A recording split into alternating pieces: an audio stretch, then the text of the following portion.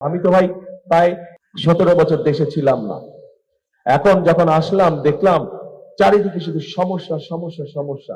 সেই জন্যই আপনাদের কাছে জিজ্ঞেস করলাম, ভাই 17 বছর কি কোনো কাম কাজ হয় নাই? তাই তো দেখলাম এখন কিছুই হয়নি, যেখানে যাই শুধু এইটা করতে হবে ওইটা করতে হবে। তো চলেন করব আমরা, কিন্তু কাজ তো করতে হবে, নিজের দেশকে তো নিজেদেরই করতে হবে। আমাদের তো আর ফুরুত করে প্লেনে করে পালিয়ে যাওয়ার কোনো জায়গা নেই, আছে? আমাদের তো আর ফুরুত করে প্লেনে করে পালিয়ে যাওয়ার কোনো জায়গা নাই আমাদের।